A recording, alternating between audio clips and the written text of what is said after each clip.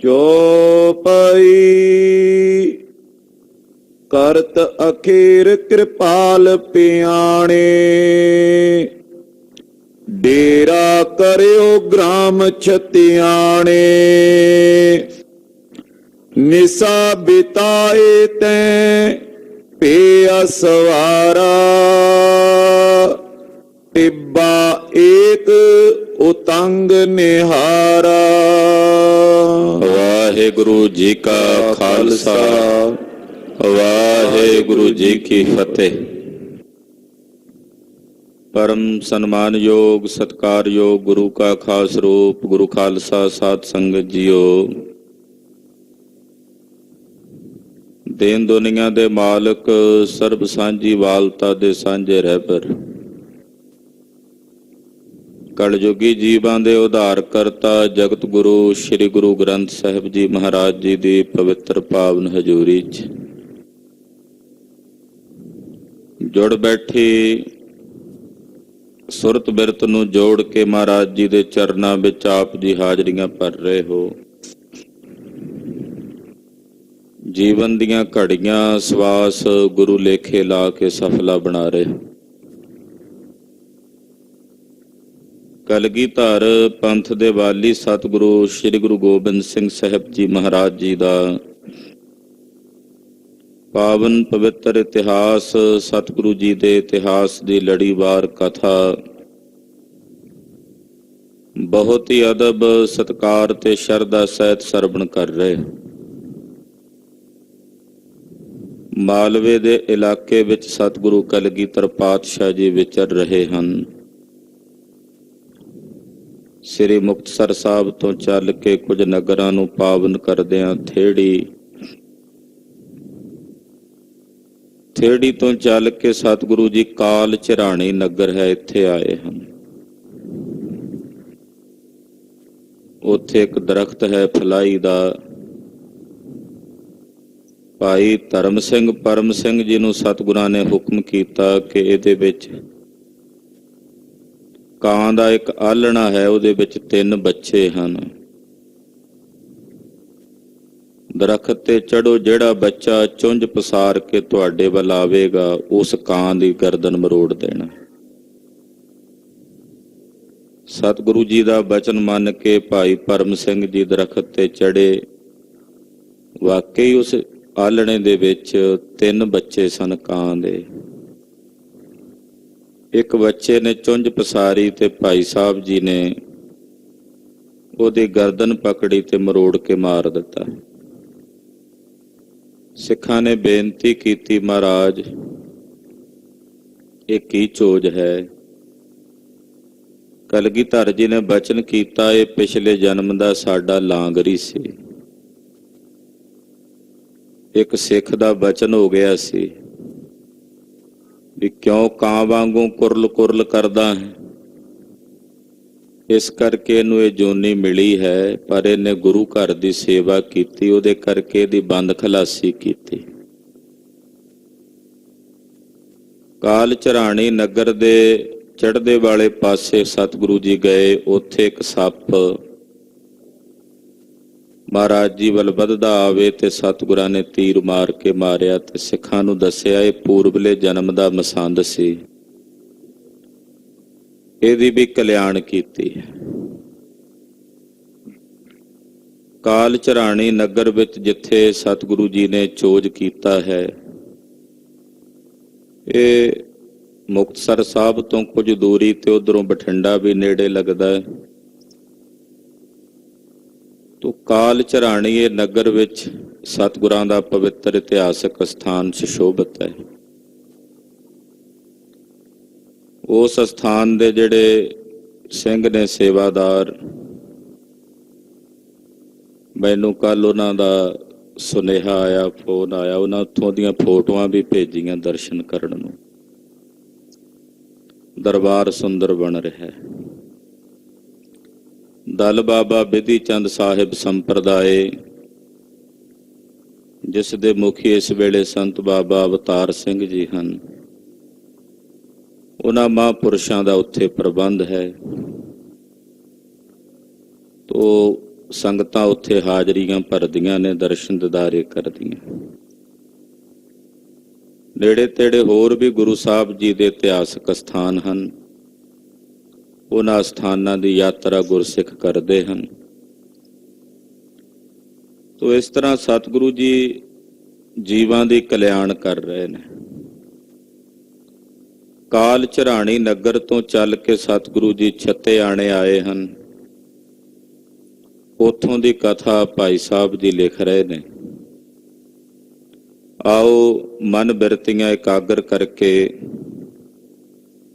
ਸਤਿਗੁਰੂ ਕਲਗੀਧਰ ਜੀ ਦੇ ਪਵਿੱਤਰ ਇਤਿਹਾਸ ਦੀ ਕਥਾ ਸਰਵਣ ਕਰੀਏ। ਗੁਰੂ ਪਾਤਸ਼ਾਹ ਦੇ ਪਵਿੱਤਰ ਚਰਨਾਂ ਵਿੱਚ ਆਪਣੀਆਂ ਹਾਜ਼ਰੀਆਂ ਲਵਾਓ ਤੇ ਆਖੋ ਜੀ ਸਤਿਨਾਮ ਸ੍ਰੀ ਵਾਹਿਗੁਰੂ ਸਾਹਿਬ ਜੀ। ਸਤਿਨਾਮ ਸ੍ਰੀ ਵਾਹਿਗੁਰੂ ਸਾਹਿਬ ਜੀ। ਚੌਪਈ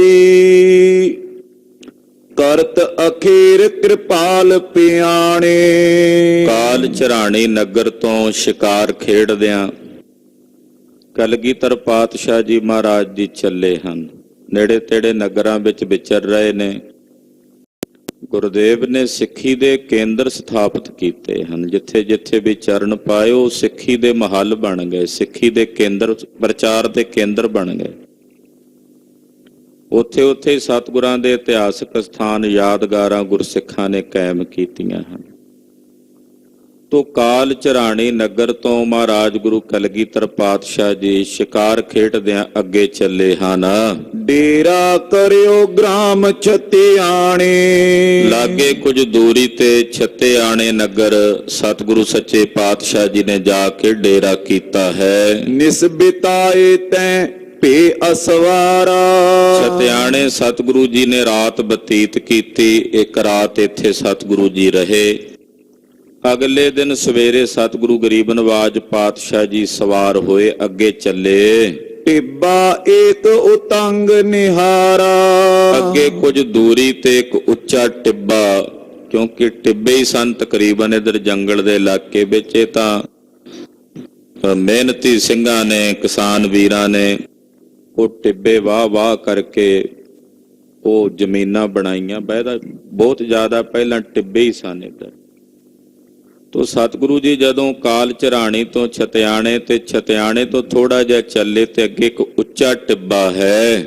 ਬ੍ਰਹਮੀ ਇੱਕ ਫਕੀਰ ਤੈ ਰਹੇ। ਉੱਥੇ ਇੱਕ ਬ੍ਰਹਮੀ ਨਾਮ ਦਾ ਫਕੀਰ ਉਸ ਟਿੱਬੇ ਤੇ ਰਹਿੰਦਾ ਹੈ। ਤਿਸਕੇ ਨਾਮ ਸਥਲ ਸੋ ਕਏ। ਉਹਦੇ ਨਾਂ ਤੇ ਹੀ ਉਹ ਜਗ੍ਹਾ ਦਾ ਨਾਂ ਹੈ ਕਿ ਬਹਿਮੀ ਫਕੀਰ ਕਹਿ ਦਿੰਦੇ ਵੀ ਇਹ ਹੈ। ਤੇ ਨਾਂ ਤਾਂ ਉਹਦਾ ਬ੍ਰਹਮੀ ਸੀ, ਪਰ ਉਹ ਬਹਿਮੀ ਫਕੀਰ ਕਰਕੇ ਉਹਦਾ ਨਾਂ ਜਿਹੜਾ ਸੀ ਉਹ ਪ੍ਰਗਟ ਸੀ। ਉਹ ਜਿਹੜਾ ਟਿੱਬਾ ਸੀ ਉਹਦਾ ਹੀ ਟਿੱਬਾ ਸਦਾਉਂਦਾ ਸੀ ਵੀ ਇਹ ਬਹਿਮੀ ਫਕੀਰ ਦਾ ਟਿੱਬਾ ਹੈ। ਚਾਕਰ ਜੇ ਬਿਰਾੜ ਗੁਰ ਰਾਖੇ। ਇੱਥੇ ਜਦੋਂ ਸਤਿਗੁਰੂ ਜੀ ਆਏ ਤੇ ਮਹਾਰਾਜ ਜੀ ਦੇ ਕੋਲ ਜਿਹੜੇ ਬਰਾੜ ਨੌਕਰੀ ਤੇ ਸਤਿਗੁਰਾਂ ਨੇ ਰੱਖੇ ਸੀ, ਕਿਉਂਕਿ ਇਸ ਇਲਾਕੇ 'ਚ ਬਰਾੜਾਂ ਦੀ ਬਹੁਤ ਗਿਣਤੀ ਸੀ। ਸਤਿਗੁਰਾਂ ਨੇ ਉਹਨਾਂ ਨੂੰ ਆਪਣੇ ਕੋਲ ਭਰਤੀ ਕੀਤਾ ਸੀ ਸਿਪਾਹੀਆਂ ਵਜੋਂ। ਤੇ ਜਿਹੜੇ ਬਰਾੜ ਸਤਿਗੁਰੂ ਜੀ ਨੇ ਆਪਣੇ ਕੋਲ ਨੌਕਰੀ ਤੇ ਰੱਖੇ ਹੋਏ ਸਨ, ਮਿਲ ਆਪਸ ਮੈਂ ਮੂਰਖ ਪਾਖੇ। ਉਹ ਜਿਹੜੇ ਕੁਝ ਮੂਰਖ ਮੱਤ ਵਾਲੇ ਵੀ ਸਾਰੇ ਇੱਕੋ ਜਿਹੇ ਨਹੀਂ ਨਾ ਹੁੰਦੇ, ਵਿੱਚੋਂ ਕੁਝ ਮੂਰਖ ਮੱਤ ਵਾਲੇ ਸਨ। ਉਹ ਮੂਰਖ ਮੱਤ ਵਾਲੇ ਜਿਹੜੇ ਬਰਾੜ ਸਨ ਵਿੱਚੋਂ ਕੁਝ ਤੇ ਆਪਸ ਵਿੱਚ ਗੱਲਾਂ ਕਰਦੇ ਹਨ। ਗੁਰ ਤੇ ਕਿਉਂ ਨਾ ਚਾਕਰੀ ਲੇਤੇ। ਕਹਿੰਦੇ ਵੀ ਆਪਾਂ ਗੁਰੂ ਜੀ ਕੋਲੋਂ ਤਨਖਾਹਾਂ ਲਈਏ, ਕਿਉਂਕਿ ਕਾਫੀ ਮਹੀਨੇ ਹੋ ਗਏ ਨੇ ਸਾਨੂੰ ਗੁਰੂ ਜੀ ਕੋਲ ਭਰਤੀ ਹੋਇਆ ਤੇ ਤਨਖਾਹ ਨਹੀਂ ਮਿਲੀ। ਤੇ ਆਪਾਂ ਗੁਰੂ ਜੀ ਦੇ ਕੋਲੋਂ ਆਪਣਾ ਜਿਹੜਾ ਦਰਮਾਹਾ ਹੈ, ਤਨਖਾਹ ਹੈ, ਉਹ ਆਪਣੀ ਮਜ਼ਦੂਰੀ ਗੁਰੂ ਜੀ ਕੋਲੋਂ ਮੰਗੀਏ। ਬਨੇ ਕਠੋਰ ਬਿਨਾ ਨੇ ਦੇਤੇ। ਆਪਾਂ ਇੱਕ ਦੋ ਵਾਰੀ ਪਹਿਲਾਂ ਮੰਗੇ ਨੇ, ਗੁਰੂ ਜੀ ਨੇ ਆਖਿਆ ਵੀ ਕੋਈ ਨਹੀਂ, ਦੇ ਦੇਾਂਗੇ। ਤੇ ਆਪਾਂ ਹੁਣ ਕਠੋਰ ਬਣ ਕੇ, ਕਿਉਂਕਿ ਜਦੋਂ ਤੱਕ ਸਖਤੀ ਨਾਲ ਨਹੀਂ ਨਾ ਮੰਗਦੇ ਗੁਰੂ ਜੀ ਕੋਲੋਂ, ਉਦੋਂ ਤੱਕ ਗੁਰੂ ਜੀ ਨੇ ਸਾਡੀਆਂ ਤਨਖਾਹਾਂ ਨਹੀਂ ਦੇਣੀਆਂ। ਸਾਨੂੰ ਗੁਰੂ ਜੀ ਦੇ ਨਾਲ ਸਖਤੀ ਨਾਲ ਪੇਸ਼ ਆਉਣਾ ਪਵੇਗਾ। ਪੂਰਬ ਕਈ ਬਾਰ ਤੁਮ ਜਾਚੀ। ਉਹ ਕਹਿੰਦੇ ਵੀ ਪਹਿਲਾਂ ਤੁਸੀਂ ਕਈ ਵਾਰ ਤਨਖਾਹ ਜਿਹੜੀ ਆ ਗੁਰੂ ਜੀ ਕੋਲੋਂ ਮੰਗ ਕੇ ਵੇਖ ਲਈ ਐ। ਦੇਹ ਗਿਰਾ ਉਬਾਚੀ। ਗੁਰੂ ਜੀ ਲਾਰਾ ਲਾ ਦਿੰਦੇ ਨੇ, ਕਹਿੰਦੇ ਨੇ ਕੋਈ ਨਹੀਂ ਦਿਆਂਗੇ ਤੁਹਾਨੂੰ ਤਨਖਾਹ, ਫਿਕਰ ਨਾ ਕਰੋ ਤਨਖਾਹ ਦਿਆਂਗੇ, ਏਦਾਂ ਲਾਰਾ ਲਾ ਦਿੰਦੇ ਹਨ। ਕੀ ਚਿਤ ਕੈ ਨਾ ਧਨ ਗੁਰ ਪਾਸਾ। ਤੇ ਆਪਾਂ ਹੁਣ ਸਖਤੀ ਨਾਲ ਪੈਸੇ ਮੰਗੀਏ, ਤਨਖਾਹ ਮੰਗੀਏ ਤਾਂ ਮਿਲਣੀ। ਕੁਝ ਕੁ ਵਿੱਚ ਸਿਆਣੇ ਸਨ, ਉਹ ਕਹਿਣ ਲੱਗੇ ਬਈ ਸਤਿਗੁਰੂ ਜੀ ਕੋਲ ਇਸ ਵੇਲੇ ਕੋਈ ਧਨ ਨਹੀਂ ਹੈ, ਕਿਉਂਕਿ ਸੰਗਤ ਦੀ ਆਮਦ ਘੱਟ ਹੈ। ਸਤਿਗੁਰੂ ਜੀ ਦਾ ਕੋਈ ਇਸ ਵੇਲੇ ਪੱਕਾ ਟਿਕਾਣਾ ਤਾਂ ਹੈ ਨਹੀਂ, ਵੀ ਇੱਕ ਜਗ੍ਹਾ ਤੋਂ ਦੂਜੇ ਥਾਂ ਤੇ ਚੱਲਦੇ ਜਾ ਰਹੇ ਨੇ। ਆਪਾਂ ਨੂੰ ਇਸ ਵੇਲੇ ਨਹੀਂ ਤਨਖਾਹ ਮੰਗਣੀ ਚਾਹੀਦੀ, ਨਾਲੇ ਆਪਾਂ ਕਿਹੜਾ ਜੰਗ ਲੜੇ ਨੇ ਵੀ ਜਿਹੜੀ ਤਨਖਾਹ ਲੈਣੀ ਹੈ। ਤੇ ਸਤਿਗੁਰੂ ਜੀ ਕੋਲ ਇਸ ਵੇਲੇ ਧਨ ਨਹੀਂ ਹੈ। ਕਿਮ ਲੈ ਬੇ ਕੀ ਕਰਹੁ ਆਸਾ। ਜੇ ਉਹਨਾਂ ਕੋਲ ਇਸ ਵਕਤ ਧਨ ਹੈ ਹੀ ਨਹੀਂ ਤੇ ਆਪਾਂ ਧਨ ਲੈਣ ਦੀ, ਤਨਖਾਹ ਲੈਣ ਦੀ ਕਾਂਖਾ ਕਿਵੇਂ ਕਰੀਏ। ਠਹਿਰੇਂਗੇ ਜਬ ਕਿਸ ਇਸ ਥਾਨਾ। ਜਦੋਂ ਸਤਿਗੁਰੂ ਜੀ ਕਿਸੇ ਪੱਕੇ ਟਿਕਾਣੇ ਤੇ ਠਹਿਰਨਗੇ, ਕਿਸੇ ਜਗ੍ਹਾ ਦੇ ਉੱਤੇ ਪੱਕਾ ਡੇਰਾ ਕਰਨਗੇ। ਸੰਗਤ ਆਵੇ ਮੇਲ ਮਹਾਨਾ। ਉਹ ਗੁਰੂ ਜੀ ਦੇ ਦਰਸ਼ਨ ਕਰਨ ਵਾਸਤੇ ਸਤਿਗੁਰਾਂ ਦੀਆਂ ਸੰਗਤਾਂ ਆਉਣਗੀਆਂ, ਉਹ ਸੰਗਤਾਂ ਆ ਕੇ ਸਤਿਗੁਰਾਂ ਨੂੰ ਮਿਲਣਗੀਆਂ। ਹਰ ਪੈ ਦਰਬ ਦੇਂਗੇ ਸੋਈ। ਉਹ ਜਦੋਂ ਸਤਿਗੁਰਾਂ ਨੂੰ ਮਾਇਆ ਅਰਪਣਗੇ ਤੇ ਸਤਿਗੁਰਾਂ ਕੋਲ ਮਾਇਆ ਆਵੇਗੀ, ਫਿਰ ਉਹ ਸਾਨੂੰ ਤਨਖਾਹਾਂ ਦੇਣਗੇ। ਏਦਾਂ ਤਨਖਾਹ ਕਿਵੇਂ ਦੇਣਗੇ? ਹੁਣ ਤਾਂ ਸਤਿਗੁਰੂ ਜੀ ਕੋਲ ਪੈਸੇ ਨਹੀਂ ਹਨ, ਕਿਉਂਕਿ ਇੱਕ ਜਗ੍ਹਾ ਤੇ ਸਤਿਗੁਰੂ ਜੀ ਨਹੀਂ ਟਿਕੇ, ਕਿਤੇ ਪੱਕੇ ਟਿਕਾਣੇ ਤੇ ਬੈਠਣਗੇ, ਸੰਗਤ ਆਵੇਗੀ, ਦਸਵੰਧ ਦੀ ਮਾਇਆ ਗੁਰੂ ਜੀ ਕੋਲ ਭੇਟ ਕਰਨਗੇ ਗੁਰਸਿੱਖ, ਫਿਰ ਉਹ ਸਾਨੂੰ ਤਨਖਾਹਾਂ ਦੇਣਗੇ। ਇਹਾਂ ਉਜਾੜ ਕਹਾਂ ਤੇ ਹੋਈ। ਇੱਥੇ ਉਜਾੜ ਦੇ ਵਿੱਚ ਜੰਗਲ ਚ ਆਪਾਂ ਫਿਰਦੇ, ਇੱਥੇ ਗੁਰੂ ਜੀ ਕੋਲ ਕਿਹੜਾ ਪੈਸੇ ਦੱਬੇ ਨੇ ਜਿਹੜੇ ਉਹਨਾਂ ਨੇ ਕੱਢ ਕੇ ਤੁਹਾਨੂੰ ਦੇ ਦੇਣੇ ਹਨ। ਸੁਣ ਕੇ ਉਚਿਤ ਬਾਕ ਬਖਾਨੇ। ਤੇ ਫਿਰ ਲਾਗਿਓ ਕੁਝ ਬਰਾੜ ਜਿਹੜੇ ਸਨ, ਕਿਉਂਕਿ ਗਿਣਤੀ ਸਾਰੀ ਬਰਾੜਾਂ ਦੀ ਸੀ, ਆਪਸ 'ਚ ਗੱਲਾਂ ਕਰ ਰਹੇ ਨੇ। ਫਿਰ ਕੁਝ ਕੋਲੋਂ ਬੋਲੇ, ਕਹਿਣ ਲੱਗੇ ਹਮ ਤੋ ਔਰ ਕਛੂ ਨੇ ਜਾਣੇ। ਕਹਿੰਦੇ ਅਸੀਂ ਨਹੀਂ ਜਾਣਦੇ ਵੀ ਗੁਰੂ ਕੋਲ ਪੈਸੇ ਹੈਣ ਕਿ ਨਹੀਂ। ਕਹਿੰਦੇ ਸਾਡੀ ਜ਼ਿੰਮੇਵਾਰੀ ਥੋੜੀ ਆ, ਅਸੀਂ ਤਾਂ ਤਨਖਾਹ ਲੈਣੀ।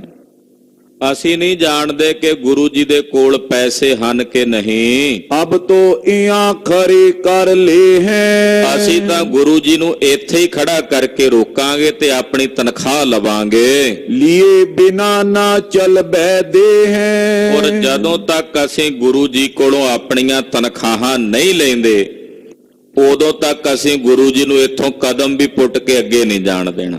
ਅਸੀਂ ਪੂਰੀ ਸਖਤੀ ਨਾਲ ਰੋਕਣਾ ਗੁਰੂ ਜੀ ਨੂੰ ਕਿ ਜਦੋਂ ਤੱਕ ਸਾਡੀ ਤਨਖਾਹ ਨਹੀਂ ਦੇਣਗੇ, ਉਦੋਂ ਤੱਕ ਅਸੀਂ ਗੁਰੂ ਜੀ ਨੂੰ ਇੱਥੋਂ ਅੱਗੇ ਨਹੀਂ ਜਾਣ ਦੇਣਾ। ਗੁਰੂ ਕਰਾਮਾਤੀ ਜਗ ਜਾਣੇ। ਸਾਰੀ ਦੁਨੀਆ ਕਹਿੰਦੀ ਆ ਵੀ ਗੁਰੂ ਜੀ ਕਰਾਮਾਤੀ ਹਨ, ਇਹਨਾਂ ਕੋਲ ਅਜ਼ਮਤ ਹੈ। ਜਾਂ ਤੇ ਲਘੂ ਦੀਰਘ ਸਭ ਮਾਨੇ। ਛੋਟੇ ਵੱਡੇ ਸਾਰੇ ਇਹਨਾਂ ਨੂੰ ਮੰਨਦੇ ਨੇ, ਛੋਟੇ ਵੱਡੇ ਜਿੰਨੇ ਵੀ ਪ੍ਰਾਣੀ ਨੇ ਉਹ ਇਹਨਾਂ ਨੂੰ ਮੰਨਦੇ ਹਨ, ਇਹਨਾਂ ਨੂੰ ਪੂਜਦੇ ਹਨ। ਜਬ ਅਟਕਾਏ ਲਏਂਗੇ ਇਹਾਂ। ਜਦੋਂ ਅਸੀਂ ਗੁਰੂ ਜੀ ਨੂੰ ਇੱਥੇ ਅਟਕਾ ਲਵਾਂਗੇ, ਇਹਨਾਂ ਦਾ ਅੱਗਾ ਰੋਕ ਲਵਾਂਗੇ, ਤਬ ਹਮਕੋ ਤਨ ਦੇ ਹੈ ਮਹਾ। ਤੇ ਆਪੇ ਆਪਣੀ ਕਰਾਮਾਤ ਨਾਲ ਹੀ ਪ੍ਰਗਟ ਕਰਨਗੇ। ਫਿਰ ਇਹ ਸਾਨੂੰ ਤਨਖਾਹ ਦੇਣਗੇ। ਏਦਾਂ ਨਹੀਂ ਇਹਨਾਂ ਨੇ ਸਾਨੂੰ ਸਾਡੀਆਂ ਤਨਖਾਹਾਂ ਦੇਣੀਆਂ। ਨਹੀਂ ਤਾਂ ਹੋਏ ਅਪਰ ਵਾਰਤਾ ਖੋਟੀ। ਨਹੀਂ ਤਾਂ ਫਿਰ ਕੋਈ ਹੋਰ ਖੋਟੀ ਵਾਰਤਾ ਹੋਵੇਗੀ ਜੇ ਤਨਖਾਹ ਨਾ ਮਿਲੀ। ਹਮਰੀ ਹੱਦ ਇਹਾਂ ਲਗ ਟੋਟੀ।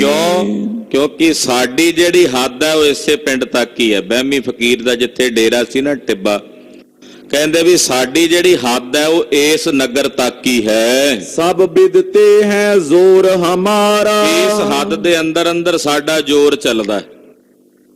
ਇੱਥੇ ਤੱਕ ਸਾਡੀ ਹੱਦ ਹੈ, ਇੱਥੇ ਤੱਕ ਸਾਡਾ ਜ਼ੋਰ ਚੱਲਦਾ, ਇੱਥੇ ਤੱਕ ਅਸੀਂ ਆਪਣਾ ਪੂਰਾ ਜ਼ੋਰ ਗੁਰੂ ਜੀ ਤੇ ਪਾ ਸਕਦੇ ਹਾਂ। ਚਾਹੇ ਕਰੇ ਔਰ ਨਾ ਰਖਵਾਰਾ। ਇੱਥੇ ਅਸੀਂ ਜੋ ਚਾਹੇ ਮਰਜ਼ੀ ਕਰੀਏ, ਹੋਰ ਸਾਨੂੰ ਕੋਈ ਰੋਕਣ ਵਾਲਾ ਨਹੀਂ ਹੈ। ਨਾ ਹੀ ਸਾਡੀ ਹੱਦ ਵਿੱਚ ਇੱਥੇ ਕਿਸੇ ਨੇ ਆ ਕੇ ਗੁਰੂ ਜੀ ਨੂੰ ਸਾਡੇ ਕੋਲੋਂ ਬਚਾਉਣਾ। ਅਸੀਂ ਇਹਨਾਂ ਦਾ ਅੱਗਾ ਰੋਕਾਂਗੇ, ਤਨਖਾਹਾਂ ਲੈ ਕੇ ਫਿਰ ਇੱਥੋਂ ਅੱਗੇ ਜਾਣ ਦੇਾਂਗੇ। ਉਹਦਾ ਕਾਰਨ ਇਹ ਹੈ ਵੀ ਇੱਥੇ ਤੱਕ ਸਾਡੀ ਹੱਦ ਹੈ। ਇਸ ਹੱਦ ਤੋਂ ਜੇ ਗੁਰੂ ਜੀ ਅੱਗੇ ਚਲੇ ਗਏ ਤੇ ਫਿਰ ਇਹਨਾਂ ਤੇ ਸਾਡਾ ਜ਼ੋਰ ਨਹੀਂ ਪੈਣਾ। ਸਾਬੋ ਕੀ ਹੱਦ ਆਏ ਅਗਾਰੀ, ਕਿਉਂਕਿ ਇਸ ਤੋਂ ਅੱਗੇ ਸਾਬੋ ਕੀ ਤਲਵੰਡੀ ਦੀ ਹੱਦ ਸ਼ੁਰੂ ਹੋ ਜਾਣੀ। ਜਿਹੜੀ ਸਾਬੋ ਕੀ ਤਲਵੰਡੀ ਹੈ ਉਹਦਾ ਜਿਹੜਾ ਚੌਧਰੀ ਆ ਮਾਲਕ ਆ ਉਹ ਡੱਲਾ ਹੈ। ਡੱਲਾ ਗੁਰੂ ਜੀ ਦਾ ਸ਼ਰਧਾਲੂ ਹੈ ਤੇ ਜੇ ਉਹਦੀ ਹੱਦ ਦੇ ਵਿੱਚ ਗੁਰੂ ਜੀ ਚਲੇ ਗਏ ਉੱਥੇ ਫਿਰ ਡੱਲੇ ਨੇ ਸਾਡਾ ਜ਼ੋਰ ਨਹੀਂ ਚੱਲਣ ਦੇਣਾ ਗੁਰੂ ਜੀ ਤੇ। ਉਹਦੀ ਹੱਦ ਤੋਂ ਪਹਿਲਾਂ ਅਸੀਂ ਇੱਥੇ ਗੁਰੂ ਜੀ ਨੂੰ ਰੋਕ ਕੇ ਆਪਣੀਆਂ ਤਨਖਾਹਾਂ ਲੈ ਸਕਦੇ ਹਾਂ, ਕਿਉਂਕਿ ਇੱਥੋਂ ਅੱਗੇ ਸਾਬੋ ਕੀ ਤਲਵੰਡੀ ਦੀ ਹੱਦ ਸ਼ੁਰੂ ਹੋ ਜਾਂਦੀ ਹੈ। ਅਬੇ ਪ੍ਰਵੇਸ਼ੈ ਤਿਸੇ ਮਝਾਰੀ, ਗੁਰੂ ਜੀ ਹੁਣ ਉਸ ਹੱਦ ਦੇ ਵਿੱਚ ਅੱਗੇ ਸਾਬੋ ਕੀ ਤਲਵੰਡੀ ਦੀ ਹੱਦ 'ਚ ਪ੍ਰਵੇਸ਼ ਹੋ ਜਾਣਗੇ। ਡੱਲਾ ਮਿਲੇ ਆਨ ਬਲ ਪਾਰੀ, ਫਿਰ ਅੱਗੋਂ ਡੱਲੇ ਨੇ ਆ ਕੇ ਮਿਲ ਜਾਣਾ ਤੇ ਡੱਲਾ ਬੜਾ ਬਲਵਾਨ ਹੈ, ਉਹਦੇ ਨਾਲ ਬੜੀਆਂ ਫੌਜਾਂ ਹਨ। ਸੁਪੱਟ ਸੈਂਕੜੇ ਬਾਕ ਮਝਾਰੀ, ਸੈਂਕੜੇ ਸੂਰਮੇ ਡੱਲੇ ਦੇ ਅਧੀਨ ਹੋ ਕੇ ਚੱਲਦੇ ਨੇ, ਉਹਦੀ ਹੁਕਮ ਦੀ ਆਗਿਆ ਦੀ ਪਾਲਣਾ ਕਰਦੇ ਹਨ। ਕਰੋ ਜ਼ੋਰ ਸੋ ਚਲਨ ਨ ਦੇਹੈ, ਉੱਥੇ ਜੇ ਫਿਰ ਆਪਾਂ ਕੋਈ ਆਪਣਾ ਜ਼ੋਰ ਪਾਇਆ ਤੇ ਉਹਨੇ ਸਾਡਾ ਜ਼ੋਰ ਚੱਲਣ ਨਹੀਂ ਦੇਣਾ ਡੱਲੇ ਨੇ। ਇੱਥੇ ਅਸੀਂ ਗੁਰੂ ਜੀ ਤੇ ਆਪਣਾ ਜ਼ੋਰ ਪਾ ਸਕਦੇ ਹਾਂ, ਅੱਗਾ ਰੋਕ ਸਕਦੇ ਹਾਂ। ਜਦੋਂ ਗੁਰੂ ਜੀ ਉਹਦੀ ਹੱਦ ਵਿੱਚ ਚਲੇ ਗਏ ਫਿਰ ਉਹਨੇ ਸਾਨੂੰ ਆਪਣਾ ਜ਼ੋਰ ਨਹੀਂ ਪਾਉਣ ਦੇਣਾ। ਬਹੁਰ ਚਾਕਰੀ ਮੁਸ਼ਕਲ ਪੈ ਹੈ, ਫਿਰ ਜਿਹੜੀ ਸਾਡੀ ਚਾਕਰੀ ਹੈ ਜਾਂ ਜਿਹੜੀ ਸਾਡੀ ਤਨਖਾਹ ਹੈ ਉਹ ਗੁਰੂ ਜੀ ਕੋਲੋਂ ਸਾਨੂੰ ਨਹੀਂ ਮਿਲਣੀ। ਭਲੀ ਬਾਤ ਗੁਰ ਲਿਓ ਅਟਕਾਈ, ਚੰਗੀ ਗੱਲ ਇਹ ਹੀ ਹੈ ਕਿ ਆਪਾਂ ਜਿਵੇਂ ਕਿਵੇਂ ਕਰਕੇ ਗੁਰੂ ਜੀ ਦਾ ਅੱਗਾ ਰੋਕ ਲਈਏ, ਇੱਥੇ ਹੀ ਅਟਕਾ ਲਈਏ, ਇਹਨਾਂ ਨੂੰ ਅੱਗੇ ਨਾ ਜਾਣ ਦਈਏ। ਇੱਕ ਇੱਕ ਦਿਨ ਕੋ ਤਨ ਲਿਓ ਪਾਈ, ਤੇ ਆਪਣੇ ਇੱਕ ਇੱਕ ਦਿਨ ਦਾ ਪੈਸਾ, ਇੱਕ ਇੱਕ ਦਿਨ ਦੀ ਜਿਹੜੀ ਮਾਇਆ ਹੈ ਉਹ ਗੁਰੂ ਜੀ ਦੇ ਕੋਲੋਂ ਲੈ ਲਵੋ। ਯਾਨੀ ਕਿ ਇੱਕ ਇੱਕ ਦਿਨ ਗਿਣ ਕੇ ਜਦੋਂ ਦੇ ਆਏ ਹੋ, ਜਿੰਨੀਆਂ ਦਿਹਾੜੀਆਂ ਗੁਰੂ ਜੀ ਦੇ ਕੋਲ ਅਸੀਂ ਬਤੀਤ ਕੀਤੀਆਂ ਨੇ, ਕੱਲੇ ਕੱਲੇ ਦਿਨ ਦਾ ਹਿਸਾਬ ਕਿਤਾਬ ਕਰਕੇ ਗੁਰੂ ਜੀ ਕੋਲੋਂ ਆਪਣਾ ਧਨ ਲੈਣਾ ਹੈ। ਉਹਨੇ ਸਮਾਂ ਜਬ ਕਨੋ ਬਿਤਾਵੇਂ, ਫਿਰ ਬਾਅਦ ਵਿੱਚ ਫਿਰ ਜਿੰਨਾ ਸਮਾਂ ਗੁਰੂ ਜੀ ਕਹਿਣਗੇ ਆਪਾਂ ਇਹਨਾਂ ਨਾਲ ਬਿਤਾਵਾਂਗੇ। ਗੁਰ ਤੇ ਦਰਬ ਚਾਕਰੀ ਪਾਵੇਂ, ਫਿਰ ਬਾਅਦ ਵਿੱਚ ਗੁਰੂ ਸਾਹਿਬ ਕੋਲੋਂ ਆਪਣੀ ਚਾਕਰੀ ਦੇ ਪੈਸੇ ਫਿਰ ਉਹ ਬਾਅਦ ਵਿੱਚ ਲਵਾਂਗੇ। ਜਿਹੜੇ ਅੱਜ ਤੱਕ ਦੇ ਬਣਦੇ ਨੇ ਉਹ ਅੱਜ ਹੀ ਲੈ ਕੇ ਇਹਨਾਂ ਨੂੰ ਅੱਗੇ ਜਾਣ ਦੇਾਂਗੇ।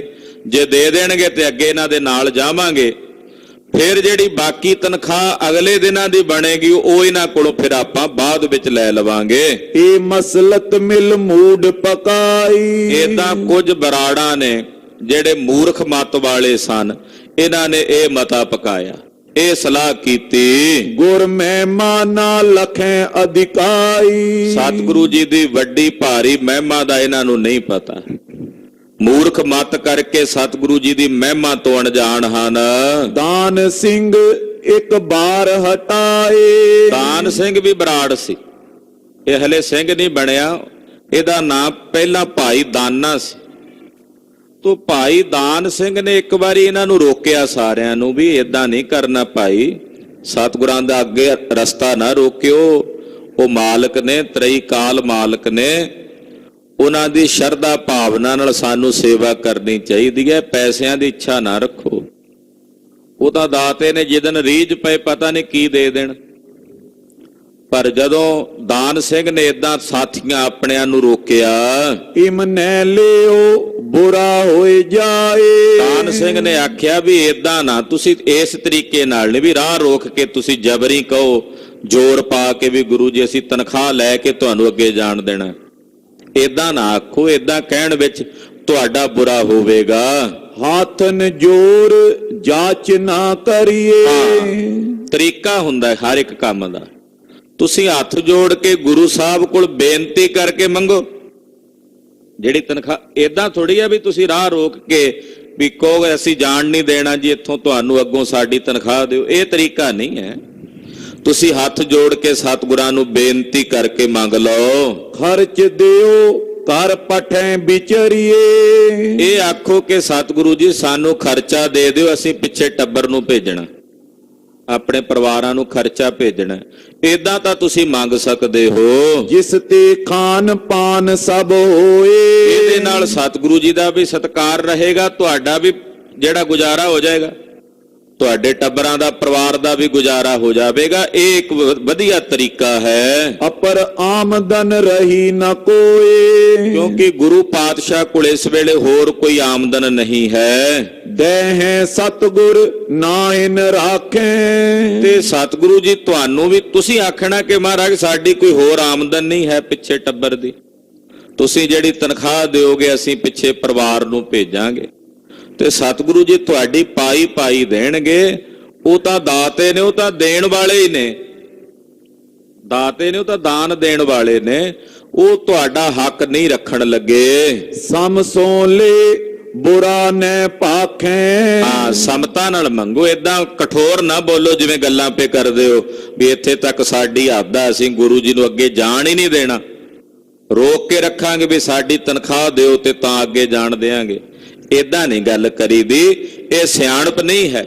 ਗੁਰੂ ਜੀ ਨਾਲ ਪ੍ਰੇਮ ਭਾਵ ਨਾਲ ਬੇਨਤੀ ਕਰੋ। ਦਾਨ ਸਿੰਘ ਤੇ ਸੁਨ ਬੈਰਾੜ। ਜਦੋਂ ਦਾਨ ਸਿੰਘ ਨੇ ਆਪਣੇ ਸਾਥੀਆਂ ਨੂੰ, ਬਰਾੜਾਂ ਨੂੰ ਇਹ ਗੱਲ ਕਹੀ ਤੇ ਬਰਾੜਾਂ ਨੇ ਸੁਣੀ, ਨੈ ਮਾਨੇ ਚਹਿ ਕਰਨ ਬਿਗਾੜ। ਉਹ ਨਹੀਂ ਮੰਨੇ। ਉਹਨਾਂ ਨੇ ਠਾਣ ਲਈ ਸੀ ਵੀ ਅਸੀਂ ਗੁਰੂ ਜੀ ਨਾਲ ਵਿਗਾੜ ਪਾਉਣਾ। ਮਨ ਚ ਉਹਨਾਂ ਨੇ ਧਾਰਨਾ ਬਣਾ ਲਈ। ਜਦੋਂ ਕੋਈ ਬੰਦਾ ਧਾਰਨਾ ਬਣਾ ਲੈਂਦਾ ਨਾ, ਫਿਰ ਉਹਨੂੰ ਕੋਈ ਬਦਲ ਨਹੀਂ ਸਕਦਾ। ਇਹਨਾਂ ਨੇ ਪੱਕੀ ਠਾਣ ਲਈ ਵੀ ਅਸੀਂ ਗੁਰੂ ਜੀ ਨਾਲ ਵਿਗਾੜ ਕਰਨਾ ਹੀ ਕਰਨਾ ਹੈ। ਆਪਣੀ ਹੱਦ ਵਿਖੇ ਹਮ ਲੈ ਹੈ। ਇਹ ਸਾਡੀ ਹੱਦ ਹੈ, ਸਾਡੇ ਇਲਾਕੇ ਦੀ, ਇਹਦੇ ਵਿੱਚ ਹੀ ਅਸੀਂ ਗੁਰੂ ਜੀ ਕੋਲੋਂ ਆਪਣੀ ਤਨਖਾਹ ਲੈਣੀ ਹੈ। ਆਗੇ ਗਏ ਨਹੀਂ ਕਿਮ ਦੇ ਹੈ। ਕਿਉਂਕਿ ਜਦੋਂ ਇਹ ਹੱਦ ਗੁਰੂ ਜੀ ਟੱਪ ਕੇ ਅੱਗੇ ਚਲੇ ਗਏ, ਫਿਰ ਸਾਨੂੰ ਤਨਖਾਹ ਨਹੀਂ ਮਿਲਣੀ, ਫਿਰ ਸਾਨੂੰ ਸਾਡੇ ਪੈਸੇ ਨਹੀਂ ਮਿਲਣੇ। ਇਹਾਂ ਜੋਰ ਹਮਰੋ ਅਬ ਚੱਲੇ। ਇੱਥੇ ਸਾਡਾ ਜ਼ੋਰ ਚੱਲੇਗਾ, ਇੱਥੇ ਅਸੀਂ ਆਪਣਾ ਜ਼ੋਰ ਚਲਾਵਾਂਗੇ। ਜਾਚੇ ਦਰਬ ਸਰਬ ਹੀ ਮਿਲੇ। ਔਰ ਜਿੰਨਾ ਪੈਸਾ ਮੰਗਾਂਗੇ ਗੁਰੂ ਜੀ ਕੋਲੋਂ ਸਾਨੂੰ ਸਾਰਾ ਮਿਲੇਗਾ। ਕਰ ਮਸਲਤ ਇਕੱਠੇ ਹੋਏ ਫੇਰ। ਏਦਾਂ ਇਹਨਾਂ ਸਾਰੇ ਬੈਰਾੜਾਂ ਨੇ ਸਲਾਹ ਕੀਤੀ ਤੇ ਇਕੱਠੇ ਹੋ ਗਏ। ਤਜ ਤੁਰੰਗ ਗੇ ਗੁਰੂ ਅਗੇਰ। ਆਪਣੇ ਘੋੜੇ ਛੱਡ ਕੇ ਤੇ ਸਤਿਗੁਰਾਂ ਦੇ ਅੱਗੇ ਚਲੇ ਗਏ। ਜਿੱਥੇ ਮਹਾਰਾਜ ਜੀ ਖੜੇ ਸੀ ਘੋੜੇ ਤੇ ਹੀ ਸਵਾਰ ਸਨ। ਸਤਿਗੁਰਾਂ ਦੇ ਅੱਗੋਂ ਆ ਕੇ ਇਹਨਾਂ ਨੇ ਮਹਾਰਾਜ ਜੀ ਦਾ ਘੋੜਾ ਰੋਕ ਲਿਆ। ਖਰੇ ਪਏ ਆਗੇ ਸਮੁਦਾਈ। ਤੇ ਸਾਰੇ ਬਰਾੜ ਅੱਗੇ ਹੋ ਕੇ ਖਲੋ ਗਏ, ਰਾਹ ਰੋਕ ਕੇ ਸਤਿਗੁਰੂ ਜੀ ਦਾ। ਦਿਓ ਚਾਕਰੀ ਸਭ ਹਮ ਤਾਈ। ਕਹਿਣ ਲੱਗੇ ਜੀ ਸਾਡੀਆਂ ਤਨਖਾਹਾਂ ਦਿਓ, ਅਸੀਂ ਸਾਰੇ ਆਪਣੀਆਂ ਤਨਖਾਹਾਂ ਤੁਹਾਡੇ ਕੋਲੋਂ ਲੈਣੀਆਂ ਹਨ। ਦੋਹਰਾ ਬਿਗਰੇ ਬ੍ਰਿੰਦ ਬਿਰਾੜ ਜੜ। ਗੁਰ ਹਿਆ ਕੀ ਗੈ ਬਾਗ। ਇਹ ਬਰਾੜ ਇੱਥੋਂ ਤੱਕ ਵਿਗੜ ਗਏ ਕਿ ਸਤਿਗੁਰਾਂ ਦੇ ਘੋੜੇ ਦੀ ਵਾਗ ਫੜ ਲਈ ਇਹਨਾਂ ਨੇ ਅੱਗੋਂ। ਇਹ ਘੋੜਾ ਮਹਾਰਾਜ ਜੀ ਅਸੀਂ ਇੱਕ ਕਦਮ ਨਹੀਂ ਅੱਗੇ ਪੁੱਟ ਕੇ ਜਾਣ ਦੇਣਾ ਜਦੋਂ ਤੱਕ ਤੁਸੀਂ ਸਾਡੀਆਂ ਤਨਖਾਹਾਂ ਦਾ ਹਿਸਾਬ ਕਿਤਾਬ ਨਹੀਂ ਕਰਦੇ। ਇੰਨੀ ਮੂਰਖਮਤੀ ਇਹਨਾਂ ਨੇ ਧਾਰਨ ਕੀਤੀ ਕਿ ਸਤਿਗੁਰਾਂ ਦੇ ਘੋੜੇ ਦੀ ਵਾਗ ਫੜ ਲਈ, ਅੱਗੋਂ ਵਾਗਾਂ ਫੜ ਲਈਆਂ ਤੇ ਘੋੜਾ ਅੱਗੋਂ ਟੁਰਨੋਂ ਰੋਕ ਦਿੱਤਾ। ਖਰੇ ਪਏ ਬੋਲੇ ਬੇਮੁਖ ਜਿਨ ਕੇ ਸ਼ੁਭ ਨੇ ਭਾਗ। ਸਤਿਗੁਰਾਂ ਦੇ ਸਾਹਮਣੇ ਖਲੋ ਕੇ ਬੇਮੁਖਾਂ ਵਾਲੇ ਬੋਲ ਬੋਲੇ ਇਹਨਾਂ ਨੇ, ਕਰੜੇ। ਭਾਗ ਮਾੜੇ ਸਨ, ਭਾਗ ਮੰਦੇ ਸਨ। ਕੱਲੀਆਂ ਤਨਖਾਹਾਂ ਨੂੰ ਰੋਂਦੇ, ਸਤਿਗੁਰਾਂ ਕੋਲੋਂ ਤਾਂ ਰਾਜ ਮੰਗ ਲੈਂਦੇ, ਸਤਿਗੁਰੂ ਰਾਜ ਬਖਸ਼ ਦਿੰਦੇ ਇਹਨਾਂ ਨੂੰ। ਇਹ ਟਕਿਆਂ ਪਿੱਛੇ ਹੀ ਮਰ ਗਏ। ਭਾਗ ਨਹੀਂ ਸਨ, ਭਾਗਾਂ ਤੋਂ ਵੀ ਹੋਣੇ ਮਹਾਰਾਜ ਜੀ ਦੇ ਸਾਹਮਣੇ ਖਲੋਤੇ ਬੇਮੁਖਾਂ ਵਾਲੇ ਬੋਲ ਬੋਲਦੇ ਹਨ। ਚੋਪਈ ਦਿਓ ਚਾਕਰੀ ਪ੍ਰਭੂ ਹਮਾਰੀ। ਕਹਿਣ ਲੱਗੇ ਗੁਰੂ ਜੀ ਸਾਡੀ ਚਾਕਰੀ ਦਿਓ, ਸਾਡੀ ਜਿਹੜੀ ਤਨਖਾਹ ਹੈ ਉਹ ਸਾਨੂੰ ਦਿਓ। पुने गमन को करो अगारी। ਇੱਥੇ ਸਾਡੀ ਤਨਖਾਹ ਦੇ ਕੇ ਫਿਰ ਇੱਥੋਂ ਅੱਗੇ ਚੱਲੋ। करी नौकरी कितक महीने। ਅਸੀਂ ਕਈ ਮਹੀਨੇ ਹੋ ਗਏ ਨੇ ਤੁਹਾਡੇ ਨਾਲ ਨੌਕਰੀ ਕਰ ਰਹੇ ਹਾਂ। नहीं रजत पण रावर दीने। ਤੁਸੀਂ ਸਾਨੂੰ ਸਾਡੀਆਂ ਤਨਖਾਹਾਂ ਨਹੀਂ ਦਿੱਤੀਆਂ। दरब पटियो चैन निज कर माई। ਅਸੀਂ ਪਿੱਛੇ ਆਪਣੇ ਟੱਬਰਾਂ ਨੂੰ ਖਰਚਾ ਭੇਜਣਾ, ਪੈਸੇ ਭੇਜਣੇ ਹਨ। सकल कुटुंब अन्न ले खाई। ਤੇ ਜਿਹੜੇ ਪੈਸੇ ਅਸੀਂ ਭੇਜਾਂਗੇ ਉਹਦੇ ਨਾਲ ਸਾਡੇ ਟੱਬਰ ਨੇ ਅੰਨ ਖਰੀਦ ਕੇ ਖਾਣਾ ਹੈ। इतों प्रतीकत है परवारा। ਸਾਡਾ ਪਰਿਵਾਰ ਸਾਡੇ ਵੱਲ ਉਡੀਕ ਕਰਕੇ ਵੇਖਦਾ ਹੈ। हम खाटे सो करे आहारा। ਅਸੀਂ ਕਮਾਈ ਕਰਦੇ ਹਾਂ ਤਾਂ ਉਹ ਭੋਜਨ ਛਕਦੇ ਹਨ। सुन गुर कयो ना शीघ्र करी जय। ਹਾਲਾਂਕਿ ਇਹ ਤਰੀਕਾ ਸਹੀ ਨਹੀਂ ਸੀ। ਇਹ ਬੇਨਤੀ ਵੀ ਤਾਂ ਕਰ ਸਕਦੇ ਸੀ, ਸਤਿਗੁਰੂ ਜੀ ਬੈਠ ਜਾਂਦੇ, ਪਿਆਰ ਨਾਲ ਬੇਨਤੀ ਕਰਦੇ, ਘੋੜਾ ਰੋਕ ਕੇ ਆਪਣਾ ਜ਼ੋਰ ਵਿਖਾਉਂਦੇ ਆ ਵਾਗ ਫੜ ਕੇ। ਤੇ ਕਲਗੀਧਰ ਪਾਤਸ਼ਾਹ ਜੀ ਬੋਲੇ, ਕਹਿੰਦੇ ਉਹ ਭਾਈ ਪੁਰਖੋ ਕਾਲੀ ਨਾ ਕਰੋ। दिन दिन को तन गिन गिन लीजै। ਤੁਹਾਡੇ ਕੱਲੇ ਕੱਲੇ ਦਿਨ ਦਾ ਕੱਲਾ ਕੱਲਾ ਪੈਸਾ ਪਾਈ ਪਾਈ ਉਹ ਗਿਣ ਗਿਣ ਕੇ ਤੁਹਾਨੂੰ ਦੇਵਾਂਗੇ, ਫਿਕਰ ਨਾ ਕਰੋ। सदन पठावो देर न कोई। ਤੇ ਫਿਰ ਪੈਸੇ ਘਰ ਭੇਜ ਦਿਓ ਜੇ ਕੋਈ ਬਹੁਤੀ ਦੇਰ ਨਹੀਂ ਲੱਗਣੀ। डेरा जै मुकामा मोई। ਅੱਗੇ ਡੇਰਾ ਕਰ ਰੋਣ ਦਿਓ ਵੀ ਜਿੱਥੇ ਸਾਡਾ ਪੜਾਅ ਹੁੰਦਾ ਉੱਥੇ ਤੱਕ ਤਾਂ ਜਾਣ ਦਿਓ, ਤੁਸੀਂ ਤਾਂ ਰਾਹ ਹੀ ਰੋਕ ਕੇ ਖਲੋ ਗਏ। ਮਹਾਰਾਜ ਜੀ ਕਹਿੰਦੇ ਕਿਤੇ ਬਹਿਣ ਜਾਈਏ, ਟਿਕਾਣਾ ਕਰ ਲਈ, ਅੱਗੇ ਕਿਤੇ ਡੇਰਾ ਕਰਾਂਗੇ, ਮੁਕਾਮ ਕਰਾਂਗੇ, ਉੱਥੇ ਤੁਹਾਡੀਆਂ ਤਨਖਾਹਾਂ ਦੇ ਦੇਾਂਗੇ। आगा रोक खरे होए रहे। ਪਰ ਇਹ ਨਹੀਂ ਮੰਨੇ, ਇਹ ਅੱਗਾ ਰੋਕ ਕੇ ਸਤਿਗੁਰਾਂ ਦਾ ਖਲੋਤੇ ਰਹੇ। उन बैराड़ बृंद मिल कहे। ਤੇਰੇ ਬਰਾੜ ਬੋਲੇ, ਸਤਿਗੁਰਾਂ ਨੂੰ ਕਹਿਣ ਲੱਗੇ, पूरब जाचा कर कर लहो। ਕਹਿੰਦੇ ਜੀ ਅਸੀਂ ਪਹਿਲਾਂ ਵੀ ਤੁਹਾਡੇ ਕੋਲੋਂ ਆਪਣੀਆਂ ਤਨਖਾਹਾਂ ਮੰਗੀਆਂ ਸਨ। देह देह दिन प्रत कहो। ਤੁਸੀਂ ਸਾਨੂੰ ਲਾਰਾ ਲਾ ਕੇ ਰੱਖਿਆ ਵੀ ਦੇਾਂਗੇ ਧਨ ਤੁਹਾਨੂੰ। ਹਾਲਾਂਕਿ ਇਹ ਵੀ ਸਤਿਗੁਰੂ ਜੀ ਪਰਖਦੇ ਹੀ ਨੇ, ਧਨ ਦੇਣ ਨੂੰ ਤਾਂ ਪਹਿਲਾਂ ਵੀ ਦੇ ਦਿੰਦੇ, ਪਾਤਸ਼ਾਹ ਪਰਖ ਰਹੇ ਸਨ। ਤੋ ਸਤਿਗੁਰੂ ਸੱਚੇ ਪਾਤਸ਼ਾਹ ਨੂੰ ਕਹਿੰਦੇ ਆ ਬਰਾੜ, ਕਹਿੰਦੇ ਮਹਾਰਾਜ ਅਸੀਂ ਪਹਿਲਾਂ ਵੀ ਤੁਹਾਡੇ ਕੋਲੋਂ ਆਪਣੀਆਂ ਤਨਖਾਹਾਂ ਮੰਗੀਆਂ ਨੇ, ਤੁਸੀਂ ਅੱਗੋਂ ਲਾਰਾ ਲਾਉਂਦੇ ਹੋ, ਸਾਨੂੰ ਕਹਿੰਦੇ ਹੋ ਦੇਾਂਗੇ ਭਾਈ ਤੁਹਾਨੂੰ ਧਨ ਦੇਾਂਗੇ। हटे न आज लिए बिन जानो। ਪਰ ਅੱਜ ਨਹੀਂ ਅਸੀਂ ਹਟਦੇ, ਅੱਜ ਤਾਂ ਲਵਾਂਗੇ ਆਪਣੀਆਂ ਤਨਖਾਹਾਂ, ਤਾਂ ਤੁਹਾਡਾ ਘੋੜਾ ਇੱਥੋਂ ਅੱਗੇ ਜਾਣ ਦੇਣਾ ਅਸੀਂ। ਅੱਜ ਨਹੀਂ ਅਸੀਂ ਹਟਣਾ, ਅੱਜ ਨਹੀਂ ਅਸੀਂ ਤੁਹਾਡੀ ਗੱਲ ਮੰਨਣੀ। इसमें हेत और एक मानो। ਕਿਉਂਕਿ ਗੁਰੂ ਜੀ ਇਹਦੇ ਵਿੱਚ ਇੱਕ ਹੋਰ ਕਾਰਨ ਵੀ ਹੈ, ਵੀ ਅੱਜ ਹੀ ਕਿਉਂ ਲੈਣਾ ਚਾਹੁੰਦੇ ਅਸੀਂ। ਇਹਦੇ ਵਿੱਚ ਇੱਕ ਹੋਰ ਕਾਰਨ ਹੈ, इसी थान लग हद हमारी। ਕਿਉਂਕਿ ਜਿੱਥੇ ਆਪ ਜੀ ਖੜੇ ਹੋ ਇੱਥੇ ਤੱਕ ਸਾਡੀ ਹੱਦ ਹੈ, ਸਾਡੇ ਰਾਜ ਦੀ। ਇਹ ਸਾਡਾ ਇਲਾਕਾ ਹੈ, ਇੱਥੇ ਤੱਕ ਸਾਡੀ ਹੱਦ ਹੈ। जिस ते जाचत है हठ तारी। ਇਸ ਕਰਕੇ ਅਸੀਂ ਆਪਣੇ ਹੱਠ ਨਾਲ ਤੁਹਾਡੇ ਕੋਲੋਂ ਤਨਖਾਹਾਂ ਮੰਗ ਰਹੇ ਹਾਂ। है साबो की सीम अगेरे। ਕਿਉਂਕਿ ਇੱਥੋਂ ਅੱਗੇ ਸਾਬੂ ਕੀ ਤਲਵੰਡੀ ਦੀ ਹੱਦ ਸ਼ੁਰੂ ਹੋ ਜਾਣੀ ਹੈ, इहाँ देओ तन गमनो फेरे। ਤੇ ਉੱਥੇ ਫਿਰ ਸਾਡਾ ਤੁਹਾਡੇ ਤੇ ਜ਼ੋਰ ਨਹੀਂ ਚੱਲਣਾ। ਇਸ ਕਰਕੇ ਗੁਰੂ ਜੀ ਤੁਸੀਂ ਸਾਡਾ ਜਿਹੜਾ ਧਨ ਹੈ ਸਾਡੀ ਇਸ ਹੱਦ ਦੇ ਵਿੱਚ ਹੀ ਸਾਨੂੰ ਦਿਓ। हम ते अबे न होत समाई। ਅਸੀਂ ਹੁਣ ਆਪਣਾ ਹੋਰ ਸਮਾਂ ਜਿਹੜਾ ਹੈ ਉਹ ਨਹੀਂ ਬਤੀਤ ਕਰ ਸਕਦੇ, ਤੁਸੀਂ ਸਾਡੀਆਂ ਤਨਖਾਹਾਂ ਦਿਓ ਤੇ ਅੱਗੇ ਜਾਓ। दिए बिना ना चलो अगवाई। ਤੇ ਜੇ ਤੁਸੀਂ ਨਾ ਦਿਓਗੇ ਧਨ, ਤੇ ਜਦੋਂ ਤੱਕ ਦਿੰਦੇ ਨਹੀਂ ਉਦੋਂ ਤੱਕ ਅਸੀਂ ਜਾਣ ਨਹੀਂ ਦੇਣਾ ਤੁਹਾਨੂੰ। ਇੱਥੇ 1 ਦਿਨ ਲੱਗ ਜੇ, 2 ਲੱਗ ਜਾਣ, 4 ਲੱਗ ਜਾਣ, ਅਸੀਂ ਇਹ ਜਗ੍ਹਾ ਛੱਡ ਕੇ ਤੁਹਾਨੂੰ ਉਦੋਂ ਤੱਕ ਅੱਗੇ ਸਾਬੂ ਕੀ ਤਲਵੰਡੀ ਦੀ ਹੱਦ ਵਿੱਚ ਨਹੀਂ ਜਾਣ ਦੇਣਾ। हमने जान देंगे जानो। ਇਹ ਗੁਰੂ ਜੀ ਤੁਸੀਂ ਜਾਣ ਲਓ ਵੀ ਅਸੀਂ ਤੁਹਾਨੂੰ ਨਹੀਂ ਜਾਣ ਦੇਣਾ। देनो दरब इसी थल ठानो। ਤੁਸੀਂ ਸਾਡੀ ਤਨਖਾਹ ਇਸੇ ਜਗ੍ਹਾ ਤੇ ਇੱਥੇ ਹੀ ਸਾਨੂੰ ਦਿਓ। बेमुख बनन बैन बैराड़। ਇਹਨਾਂ ਮੂਰਖਾਂ ਨੂੰ ਇਹ ਨਹੀਂ ਪਤਾ ਵੀ 10 ਲੱਖ ਦੇ ਘੇਰੇ ਵਾਲੇ ਰੋਕਣਾ ਚਾਹੁੰਦੇ ਸੀ, ਉਹ ਨਹੀਂ ਰੋਕ ਸਕੇ ਸਤਿਗੁਰਾਂ ਨੂੰ, ਤੁਸੀਂ ਕਿਵੇਂ ਰੋਕ ਲੋਗੇ। ਪਰ ਪਾਤਸ਼ਾਹ ਵੀ ਲੀਲਾ ਰਚ ਰਹੇ ਨੇ। ਇਹਨਾਂ ਬੇਮੁਖਾਂ ਵਾਲੇ ਬੋਲ ਸਤਿਗੁਰੂ ਕਲਗੀਧਰ ਜੀ ਨੂੰ ਕਹੇ। ਬੋਲੇ ਬਾਕ ਵਿਸਾਲ ਬਿਗਾੜ, ਬੜੇ ਬੋਲ ਵਿਗਾੜਾਂ ਵਾਲੇ ਬੋਲ ਸਤਿਗੁਰੂ ਜੀ ਨੂੰ ਇਹਨਾਂ ਨੇ ਬੋਲੇ। ਤਬ ਸ਼੍ਰੀ ਮੁਖ ਤੇ ਤਿਨੇ ਬਖਾਨਾ, ਕਲਗੀਧਰ ਪਾਤਸ਼ਾਹ ਜੀ ਫਿਰ ਬੋਲੇ। ਮਹਾਰਾਜ ਜੀ ਕਹਿਣ ਲੱਗੇ, ਸੁਣੋ ਬਈ ਬਰਾੜੋ, ਸੁਨੋ ਬਿਰਾੜੋ ਦੇ ਕਰ ਕਾਨਾ। ਕੰਨ ਖੋਲ ਕੇ ਸੁਣ ਲਓ ਜਿਹੜੀ ਗੱਲ ਅਸੀਂ ਕਹਿਣ ਲੱਗੇ ਹਾਂ। ਕੈ ਗੁਰ ਸਿੱਖੀ ਤੁਮੋ ਰਖੀਜੈ, ਹੁਣ ਏਦਾਂ ਕਰੋ ਵੀ ਜਾਂ ਤਾਂ ਤੁਸੀਂ ਗੁਰੂ ਕੀ ਸਿੱਖੀ ਰੱਖ ਲਓ ਕਿਦੋਂ ਚਾਕਰੀ ਹਮ ਤੇ ਲੀਜੈ, ਤੇ ਜਾਂ ਫਿਰ ਤਨਖਾਹ ਲੈ ਲਓ। ਹੁਣ ਦੋਵਾਂ ਚੋਂ ਇੱਕ ਚੀਜ਼ ਲੈ ਲਓ ਤੁਸੀਂ, ਜਾਂ ਸਿੱਖੀ ਲੈ ਲਓ ਜਾਂ ਫਿਰ ਤਨਖਾਹ ਲੈ ਲਵੋ। ਕਰ ਨਿਰਣੈ ਸਗਰੇ ਮਿਲ ਕਾਓ, ਨਿਰਣੈ ਕਰਕੇ ਸਾਰੇ ਮਿਲ ਕੇ ਸਾਨੂੰ ਦੱਸੋ। ਸਿੱਖੀ ਲਓ ਕੇ ਧਨ ਕੋ ਲਾਓ, ਸਿੱਖੀ ਲੈਣੀ ਹੈ ਕਿ ਧਨ ਲੈਣਾ? ਸਿੱਖੀ ਚਾਹੀਦੀ ਹੈ ਕਿ ਤਨਖਾਹ ਲੈਣੀ ਹੈ? ਸੁਨ ਬੈਰਾੜ ਸਲਾਹ ਕਰਨ ਤੇ, ਸੁਣ ਕੇ ਸਾਰੇ ਬਰਾੜ ਇਕੱਠੇ ਹੋ ਕੇ ਸਲਾਹ ਕਰਦੇ ਨੇ।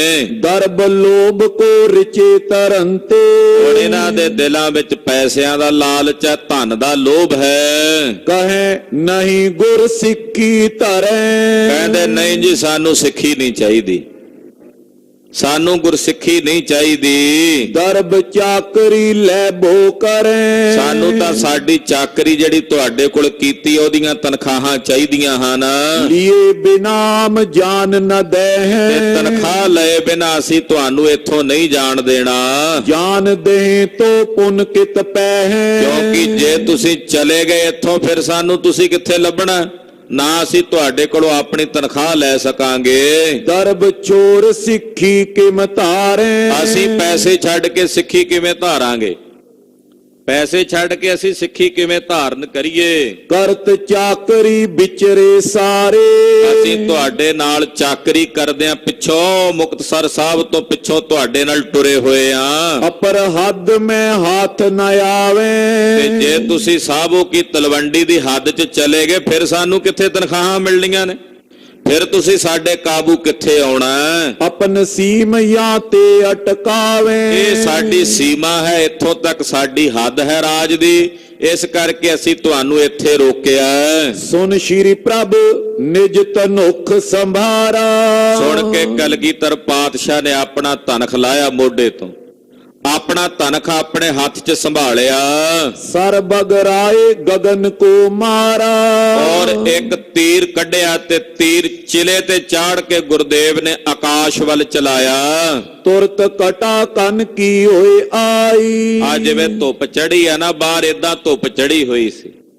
ਜਦੋਂ ਤੀਰ ਚਲਾਇਆ ਤੇ ਇੱਕਦਮ ਕਾਲੇ ਰੰਗ ਦੇ ਬੱਦਲ ਛਾ ਗਏ। ਬਹੀ ਬਾਉ ਉੱਚੇ ਗਰ ਜਾਈ, ਹਵਾ ਬੜੀ ਤੇਜ਼ੀ ਨਾਲ ਹਨੇਰੀ ਚੱਲ ਪਈ ਤੇ ਬੱਦਲ ਗਰਜਣ ਲੱਗੇ। ਕਰਕਾ ਬਰਖੇ ਜਾਲ ਵਿਸਾਲਾ, ਬਿਜਲੀ ਚਮਕਣ ਲੱਗੀ ਤੇ ਕਿਤੇ ਕਿਤੇ ਮੀਂਹ ਦੀਆਂ ਬੂੰਦਾਂ ਡਿੱਗਣ ਲੱਗੀਆਂ। ਅੰਗਨ ਲਾਗੇ ਚੋਟ ਕਰਾਲਾ, ਔਰ ਕਹਿੰਦੇ ਨਿੱਕੇ ਨਿੱਕੇ ਗੜੇ ਪੈਣ ਲੱਗੇ। ਉਹ ਜਿਹੜੇ ਗੜੇ ਪੈਣ ਲੱਗੇ ਜਦੋਂ ਪੈਂਦੇ ਸਰੀਰਾਂ ਦੇ ਉੱਤੇ ਤੇ ਸਰੀਰਾਂ ਤੇ ਸੱਟ ਵੱਜਦੀ ਆ ਉਹਨਾਂ ਗੜਿਆਂ ਦੀ। ਬੌਰ ਪਰੇ ਬਰਖਾ ਬਹੁ ਬਾਰੀ, ਤੇ ਕਹਿੰਦੇ ਨਾਲ ਮੀਂਹ ਪੈਣ ਲੱਗ ਪਿਆ ਬੜੀ ਤੇਜ਼ੀ ਨਾਲ। ਇੱਕ ਬਿਰਾੜ ਭਾਜੇ ਇੱਕ ਵਾਰੀ, ਜਦੋਂ ਏਦਾਂ ਹੋਇਆ ਨਾ ਤੇ ਇੱਕ ਵਾਰੀ ਤਾਂ ਉਹ ਬਰਾੜ ਜਿਹੜੇ ਰਾਹ ਰੋਕੀ ਖੜੇ ਸਨ ਸਾਰੇ ਭੱਜ ਗਏ ਅੱਗੇ ਪਿੱਛੇ। ਮਹਾਰਾਜ ਜੀ ਨੇ ਵਿਖਾਉਣਾ ਹੀ ਸੀ ਵੀ ਤੁਸੀਂ ਕੀ ਰੋਕੋਗੇ ਸਾਨੂੰ।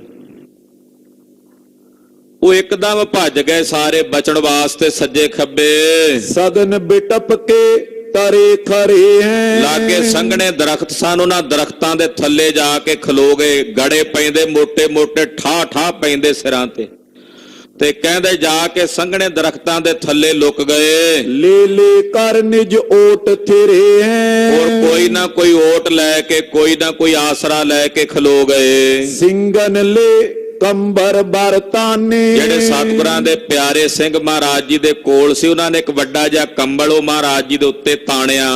ਸਤਿਗੁਰ ਕੇ ਸਿਰ ਪਰ ਠਹਿਰਾਨੇ, ਸਤਿਗੁਰੂ ਜੀ ਘੋੜੇ ਤੇ ਹੀ ਸਵਾਰ ਸਨ। ਘੋੜੇ ਤੇ ਬੈਠਿਆਂ ਬੈਠਿਆਂ ਦੇ ਉੱਤੇ ਨਾਲ ਦੇ ਦੋ ਘੋੜਿਆਂ ਤੇ ਸਿੰਘ ਬਹਿ ਗਏ ਤੇ ਕੰਬਲ ਉੱਚਾ ਕਰਕੇ ਸਤਿਗੁਰਾਂ ਦੇ ਸੀਸ ਉੱਤੇ ਰੱਖਿਆ। ਸ੍ਰੀ ਪ੍ਰਭ ਖਪਰਾ ਹਾਥ ਨਿਕਾਰਾ, ਮਹਾਰਾਜ ਜੀ ਨੇ ਆਪਣਾ ਇੱਕ ਖੱਪਰਾ ਤੀਰ ਆਪਣੇ ਹੱਥਾਂ ਦੇ ਨਾਲ ਕੱਢਿਆ। ਨਿਜ ਤੁਰੰਗ ਕੇ ਸਿਰ ਪਰ ਧਾਰਾ, ਆਪਣੇ ਘੋੜੇ ਦੇ ਮੱਥੇ ਦੇ ਉੱਤੇ ਉਹ ਖੱਪਰਾ ਤੀਰ ਸਤਿਗੁਰੂ ਜੀ ਨੇ ਰੱਖਿਆ। ਕਰ ਕਾ ਲਗਿਓ ਨਾਹਿਆ ਪਰ ਕੋਈ, ਕਹਿੰਦੇ ਬਾਕੀ ਚਾਰੇ ਪਾਸੇ ਗੜੇ ਪੈ ਰਹੇ ਨੇ, ਮੀਂਹ ਪੈ ਰਿਹਾ, ਪਰ ਜਿੱਥੇ ਸਤਿਗੁਰੂ ਜੀ ਘੋੜੇ ਤੇ ਤੀਰ ਲਾ ਕੇ ਖੜੇ ਨੇ ਤੇ ਆਲੇ ਦੁਆਲੇ ਮਹਾਰਾਜ ਜੀ ਦੇ ਪਿਆਰੇ ਸਿੰਘ ਨੇ, ਉੱਥੇ ਨਾ ਗੜੇ ਪੈਂਦੇ ਨੇ ਨਾ ਹੀ ਮੀਂਹ ਪੈਂਦਾ, ਕਿਉਂਕਿ ਇਹ ਮੇਘ ਵੀ ਸਤਿਗੁਰਾਂ ਦੇ ਹੁਕਮ 'ਚ ਹੀ ਵਰਸਦਾ ਨਾ। ਇਸ ਮੇਘੇ ਦੇ ਹੱਥ 'ਚ ਕੀ ਆ ਭਲਾ? ਚਾਰੇ ਪਾਸੇ ਮੀਂਹ ਪਿਆ ਪੈਂਦਾ, ਔਰ ਗਰੀਬ ਨਵਾਜ ਸੱਚੀ ਪਾਤਸ਼ਾਹ ਜੀ ਮਹਾਰਾਜ ਜੀ ਜਿਸ ਘੋੜੇ ਤੇ ਬੈਠੇ ਨੇ ਉਹਦੇ ਤੇ ਨਾ ਕੋਈ ਗੜਾ ਪਿਆ, ਨਾ ਕੋਈ ਮੀਂਹ ਦੀ ਬੂੰਦ ਡਿੱਗੀ। ਹਰੇ ਰਹੇ ਤਿਸ ਥਲ ਥਿਰ ਹੋਈ, ਅਡੋਲ ਹੋ ਕੇ ਸਤਿਗੁਰੂ ਜੀ ਖਲੋਤੇ ਰਹੇ। ਕੋਸ ਕੋਸ ਚੋਂ ਗਿਰਦੇ ਮਾਂ, ਕੋ ਚਾਰੇ ਪਾਸੇ ਕੋ ਦੇ ਫਾਸਲੇ ਤੱਕ ਕਰ ਕਾ ਜੁਤ ਬਰਖੇ ਹੋ ਜਲ ਤਾਂ, ਨਾਲ ਗੜੇ ਪੈਂਦੇ ਨੇ, ਨਾਲ ਮੀਂਹ ਪੈਂਦਾ ਹੈ। ਤਿਸ ਤਲ ਹੀ ਡੇਰਾ ਕਰ ਦਿਓ, ਉਸੇ ਜਗ੍ਹਾ ਤੇ ਸਤਿਗੁਰੂ ਜੀ ਨੇ ਡੇਰਾ ਕਰ ਲਿਆ। ਮਹਾਰਾਜ ਜੀ ਉੱਥੇ ਹੀ ਉਤਰ ਗਏ। ਸਭ ਵਹੀਰ ਪਾਛਲ ਕੋ ਆਇਓ, ਇੰਨੇ ਨੂੰ ਜਿਹੜਾ ਵਹੀਰ ਪਿੱਛੇ ਸੀ ਮਹਾਰਾਜ ਜੀ ਦਾ ਉਹ ਵੀ ਚੱਲ ਕੇ ਆ ਗਿਆ। ਇਸ ਵਹੀਰ ਮੈਂ ਇੱਕ ਸਿੱਖ ਆਇਓ, ਉਸ ਵਹੀਰ ਦੇ ਵਿੱਚ ਇੱਕ ਗੁਰਸਿੱਖ ਆਇਆ। ਖੱਚਰ ਏਕ ਦਰਬ ਕੀ ਲਿਆਇਓ, ਉਹਦੇ ਕੋਲ ਇੱਕ ਖੱਚਰ ਹੈ ਤੇ ਖੱਚਰ ਦੇ ਦੋਵੇਂ ਪਾਸੇ ਖੁਰਜੀਆਂ ਦੇ ਵਿੱਚ ਪੈਸੇ ਭਰੇ ਹੋਏ ਨੇ, ਖੁਰਜੀਆਂ ਭਰੀਆਂ ਹੋਈਆਂ। ਉਹ ਵਹੀਰ ਦੇ ਵਿੱਚ, ਵਹੀਰ ਨੂੰ ਨਹੀਂ ਪਤਾ ਵੀ ਉਹ ਸਿੱਖ ਆਇਆ ਕਿਹੜੇ ਪਾਸਿਓਂ ਹੈ। ਅਚਾਨਕ ਉਹਨਾਂ ਸਿੱਖਾਂ ਵਿੱਚ ਆ ਰਲਿਆ ਤੇ ਉਹਦੇ ਕੋਲ ਇੱਕ ਖੱਚਰ ਆ। ਉਸ ਖੱਚਰ ਦੇ ਉੱਤੇ ਜਿਹੜੀਆਂ ਖੁਰਜੀਆਂ ਨੇ ਦੋਹਾਂ ਪਾਸੇ, ਉਹ ਪੈਸਿਆਂ ਨਾਲ, ਰੁਪਈਆਂ ਤੇ ਮੋਹਰਾਂ ਦੇ ਨਾਲ ਭਰੀਆਂ ਹੋਈਆਂ ਨੇ। ਪਗ ਪੰਕਜ ਪਰ ਬੰਧਨ ਕਰਕੇ, ਉਸ ਸਿੱਖ ਨੇ ਆ ਕੇ ਕਲਗੀਧਰ ਦੇ ਚਰਨਾਂ ਵਿੱਚ ਮੱਥਾ ਟੇਕਿਆ।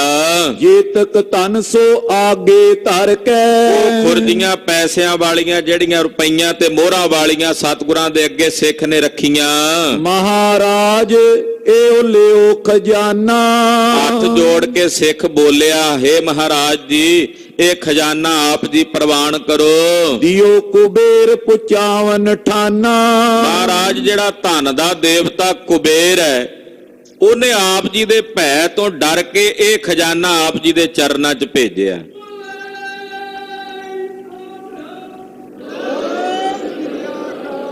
ਖਾਲਸਾ ਜੀ, ਇਹ ਧਨ ਲక్ష్ਮੀ ਜੋ ਕੁਝ ਸੰਪਦਾ ਵਿਭੂਤੀ ਸਭ ਮੇਰੇ ਸਤਿਗੁਰਾਂ ਦੇ ਅਧੀਨ ਹੈ।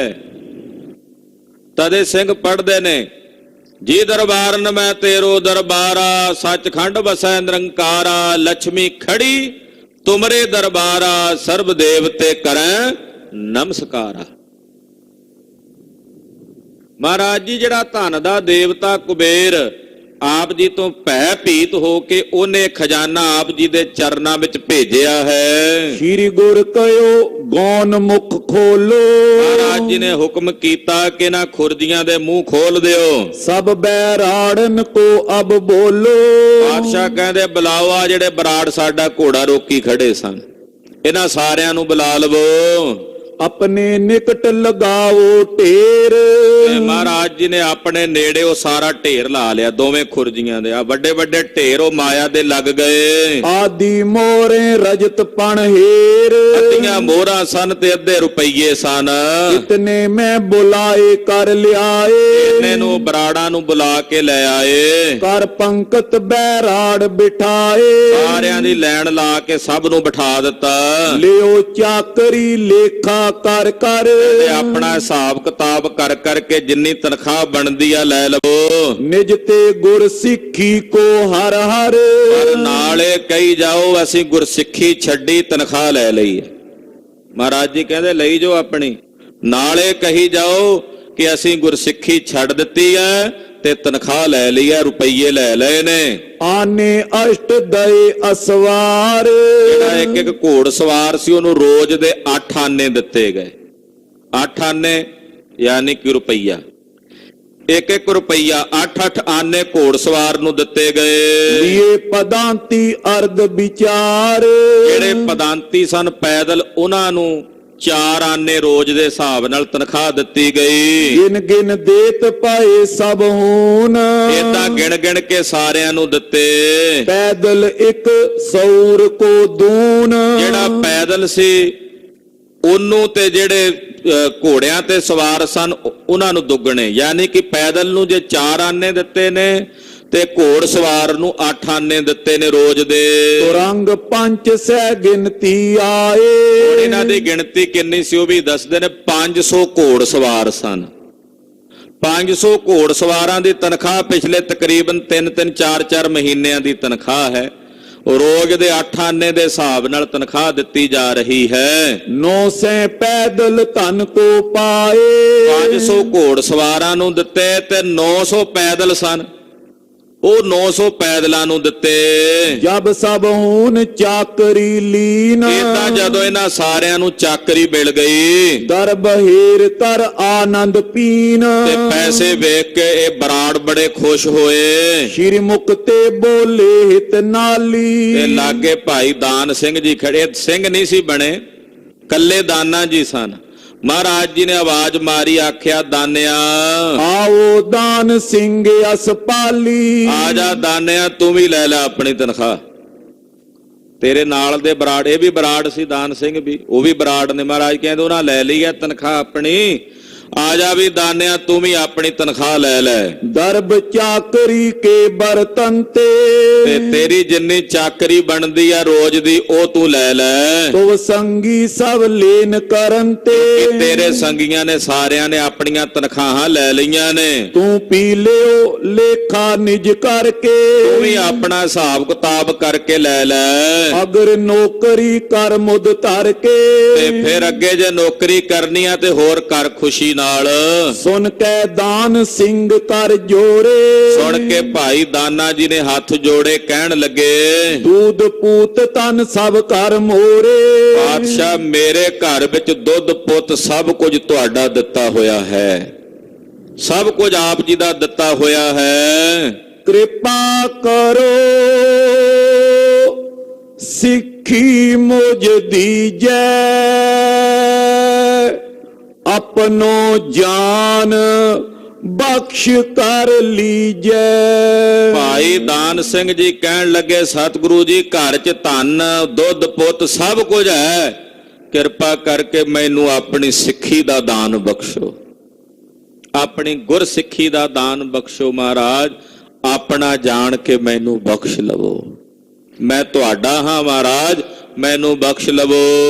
ਪੁਨ ਗੁਰ ਪੰਨਿਓ ਮਿਲਨ ਸੰਗ ਪਾਈ, ਮਹਾਰਾਜ ਜੀ ਕਹਿੰਦੇ ਭਰਾਵਾਂ ਨਾਲ ਨਹੀਂ ਰਲਣਾ ਦਾਨਿਆ, ਇਹ ਭਰਾ ਨੇ ਸਾਰੇ ਤੇਰੇ ਬਰਾੜ, ਇਹਨਾਂ ਨਾਲ ਨਹੀਂ ਰਲਣਾ। ਤਿਨਈ ਸਮ ਤੁਝ ਕੋ ਬਨ ਆਈ, ਜੋ ਤੇਰੇ ਭਰਾਵਾਂ ਨੇ ਕੀਤਾ ਤੈਨੂੰ ਵੀ ਉਹੀ ਕਰਨਾ ਚਾਹੀਦਾ।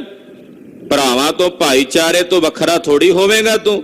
ਹਾਂਜੀ, ਹਾਨ ਲਾਭ ਤਿਨ ਕੋ ਸਮਝਾਨੋ, ਕਿਉਂਕਿ ਜੇ ਤੇਰੇ ਭਰਾਵਾਂ ਨੇ ਜੋ ਕੰਮ ਕੀਤਾ ਉਹਨਾਂ ਨਾਲ ਹੁਣ ਹਾਨ ਲਾਭ, ਉਹ ਤਾਂ ਤੈਨੂੰ ਉਹਨਾਂ ਨਾਲ ਹੀ ਹੁਣ ਸਹਿਣਾ ਪਵੇਗਾ। ਭਰਾਤਨ ਤੇ ਵਿਚਰਨ ਨੈ ਠਾਨੋ, ਤੂੰ ਆਪਣੇ ਭਰਾ ਕਾਹਨੂੰ ਛੱਡਦਾ, ਆਪਣੇ ਭਰਾਵਾਂ ਦਾ ਤਿਆਗ ਕਿਉਂ ਕਰਦਾ? ਜਿਮ ਸਭ ਕਰੇ ਜੋਗ ਤਿਮ ਕਰਬੋ, ਜਿਵੇਂ ਤੇਰੇ ਭਾਈਆਂ ਨੇ ਸਾਰਿਆਂ ਨੇ ਕੀਤਾ ਏਦਾਂ ਤੂੰ ਕਰ ਲੈ। ਪ੍ਰਿਥਕ ਹੋਣ ਕੀ ਕਿਉਂ ਤ੍ਰਿਟ ਧਰਬੋ, ਇਹਨਾਂ ਨਾਲੋਂ ਵੱਖਰੇ ਹੋਣ ਦੀ ਇੱਛਾ ਕਿਉਂ ਕਰਦਾ? ਦਾਨ ਸਿੰਘ ਕਹੇ ਕਿਰਪਾ ਕਰੀਜੈ, ਦਾਨ ਸਿੰਘ ਜੀ ਅੱਗੋਂ ਹੱਥ ਜੋੜ ਕੇ ਬੋਲੇ ਮਹਾਰਾਜ ਮੇਰੇ ਤੇ ਕਿਰਪਾ ਕਰੋ, ਇਨਕੇ ਸਾਥ ਨ ਮੋਏ ਮਲੀਜੈ। ਮਹਾਰਾਜ ਇਹਨਾਂ ਨਾਲ ਨਾ ਮੈਨੂੰ ਮਿਲਾਓ, ਇਹਨਾਂ ਨਾਲ ਮੇਰਾ ਮੇਲ ਨਾ ਕਰਾਓ, ਅਪਰ ਸਰਬ ਕੁਛ ਹੈ ਕਰ ਮੇਰੇ, ਮੈਨੂੰ ਆਪਣੇ ਨਾਲ ਮੇਲ ਕੇ ਰੱਖੋ ਸਤਿਗੁਰੂ, ਮੇਰੇ ਘਰ ਵਿੱਚ ਬਾਕੀ ਸਭ ਕੁਝ ਹੈ। ਅਬ ਸਿੱਖੀ ਦੀਜੇ ਲੱਖ ਚੇਰੇ, ਮੈਨੂੰ ਆਪਣਾ ਚਿਹਰਾ ਜਾਣ ਕੇ ਆਪਣੀ ਸਿੱਖੀ ਦਾ ਦਾਨ ਬਖਸ਼ੋ, ਮੈਨੂੰ ਹੋਰ ਨਹੀਂ ਕੁਝ ਚਾਹੀਦਾ, ਸਭ ਕੁਝ ਹੈ। ਤੇ ਰਹੀ ਗੱਲ ਆ ਭਰਾਵਾਂ ਦੀ, ਮਹਾਰਾਜ ਇਹਨਾਂ ਨਾਲ ਨਾ ਮਿਲਾਓ, ਮੈਨੂੰ ਆਪਣੇ ਨਾਲ ਮੇਲ ਕੇ ਰੱਖੋ, ਤੁਹਾਡੇ ਚਰਨਾਂ ਦੀ ਸਿੱਖੀ ਮੇਰੇ ਘਰ ਵਿੱਚ ਆਵੇ। ਸੁਨ ਪ੍ਰਸੰਨ ਹੋਏ ਕਰ ਗੁਰ ਪਾਖਿਓ, ਸਿੱਖੀ ਸਿੱਖੀ ਕੋ ਬੀਰਜ ਤੈ ਰਾਖਿਓ। ਸੁਣ ਕੇ ਸਤਿਗੁਰੂ ਜੀ ਕਿਰਪਾ ਦੇ ਘਰ ਵਿੱਚ ਆਏ ਤੇ ਕਹਿੰਦੇ ਦਾਨ ਸਿੰਘ, ਮਾਲਵੇ ਵਿੱਚ ਸਿੱਖੀ ਦਾ ਬੀਜ ਤੁਸੀਂ ਨੇ ਰੱਖ ਲਿਆ ਹੈ। ਸਿੱਖੀ ਦਾ ਬੀਜ ਤੁਸਾਂ ਰੱਖ ਲਿਆ।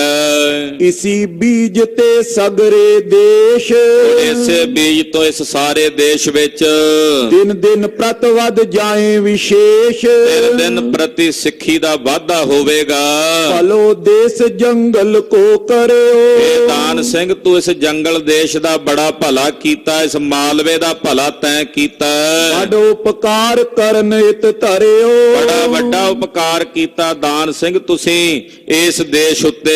ਜਿਮ ਸਭ ਮਾਝੇ ਕੀ ਵਡਿਆਈ, ਜਿਵੇਂ ਮਾਝੇ ਦੀ ਸਾਰੀ ਵਡਿਆਈ ਸਿੱਖੀ ਰੱਖਣ ਦੀ ਮਹਾ ਸਿੰਘ ਨੇ ਰਾਖ ਦਿਖਾਈ। ਭਾਈ ਮਹਾਂ ਸਿੰਘ ਨੇ ਰੱਖ ਵਿਖਾਈ ਹੈ ਨਾ ਮਾਝੇ ਦੀ ਸਿੱਖੀ। ਦੇਸ਼ ਮਾਲਵੇ ਕੀ ਅਬ ਰਾਖੀ। ਏਦਾਂ ਦਾਨ ਸਿੰਘ ਮਾਲਵੇ ਦੀ ਸਿੱਖੀ ਤੈਂ ਰੱਖ ਲਈ ਹੈ। ਮਾਲਵੇ ਦੀ ਸਿੱਖੀ ਦਾ ਬੀਜ ਤੈਂ ਰੱਖ ਲਿਆ। ਬੀਜ ਰਹਿ ਗਿਆ, ਬੜੀ ਫਲੀ ਭੂਤ ਹੋਵੇਗੀ ਸਿੱਖੀ। ਖਾਲਸਾ ਜੀ ਅਕਸਰ ਕਈ ਵਾਰੀ ਮਾਲਵੇ ਵਾਲੇ ਕਹਿ ਦਿੰਦੇ ਆ ਮਾਝੇ ਵਾਲਿਆਂ ਨੂੰ ਵੀ ਤੁਸੀਂ ਤਾਂ ਗੁਰੂ ਨੂੰ ਬਦਾਵਾ ਦਿੱਤਾ ਸੀ, ਤੇ ਮਾਝੇ ਵਾਲੇ ਕਹਿ ਦਿੰਦੇ ਹੁੰਦੇ ਆ ਮਾਲਵੇ ਵਾਲਿਆਂ ਨੂੰ ਤੁਸੀਂ ਗੁਰੂ ਸਾਹਿਬ ਦਾ ਘੋੜਾ ਰੋਕ ਕੇ ਤਨਖਾਹਾਂ ਮੰਗੀਆਂ ਸੀ। ਏਦਾਂ ਨਾ ਪਾਟਕ ਪਾ ਲੈਂਦੇ ਆਪਸ ਵਿੱਚ। ਗੁਰੂ ਖਾਲਸਾ ਜੀ ਜੇ ਮਾਝੇ ਵਾਲਿਆਂ ਨੇ ਕੀਤਾ ਤੇ ਮਾਲਵੇ ਵਾਲਿਆਂ ਨੇ ਵੀ ਤਾਂ ਕੀਤਾ ਨਾ, ਬਰਾਬਰ ਹੋ ਗਏ। ਪਰ ਇਹ ਪਾਟਕ ਪਾਈ ਜਾਂਦੀ ਹੈ। ਮਾਝੇ ਮਾਲਵੇ ਦੀ ਵੰਡ ਪਾਈ ਗਈ। ਸਿੱਖ ਰਿਆਸਤਾਂ ਦੇ ਸਮੇਂ ਵੀ ਇਹ ਵੰਡਾਂ ਪਾਈਆਂ ਗਈਆਂ, ਜੀ ਇਹ ਮਾਝੇ ਦੇ ਨੇ, ਜੀ ਇਹ ਮਾਲਵੇ ਦੇ ਨੇ, ਜੀ ਇਹ ਦੁਆਬੇ ਦੇ ਨੇ। ਸਿੱਖ ਸਿੱਖ ਹੈ, ਕਿਤੇ ਦਾ ਵੀ ਹੋਵੇ, ਸੰਸਾਰ ਦੇ ਕਿਸੇ ਕੋਨੇ 'ਚ ਵੀ ਵਸਦਾ ਹੋਵੇ।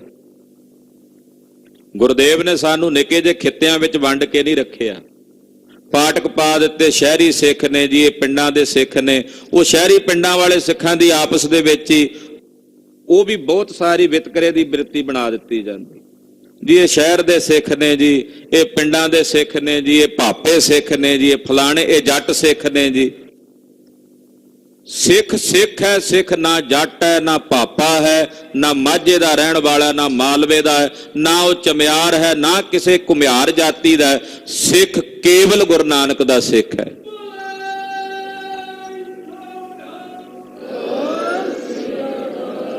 ਇਹ ਪਾਟਕ ਪਾਏ ਜਾਂਦੇ ਨੇ, ਇਹ ਵਖਰੇਵੇਂ ਪਾਏ ਜਾਂਦੇ ਨੇ। ਇਹ ਵਖਰੇਵੇਂ ਸਤਿਗੁਰੂ ਸੱਚੇ ਪਾਤਸ਼ਾਹ ਜੀ ਨੇ ਸਾਡੇ ਨਹੀਂ ਰਹਿਣ ਦਿੱਤੇ। ਅੱਗੇ ਕਥਾ ਆਵੇਗੀ ਕਿ ਇੱਕ ਸਿੰਘ ਮਹਾਰਾਜ ਜੀ ਦੇ ਪਹਿਰੇ ਤੇ ਖਲੋਤਾ।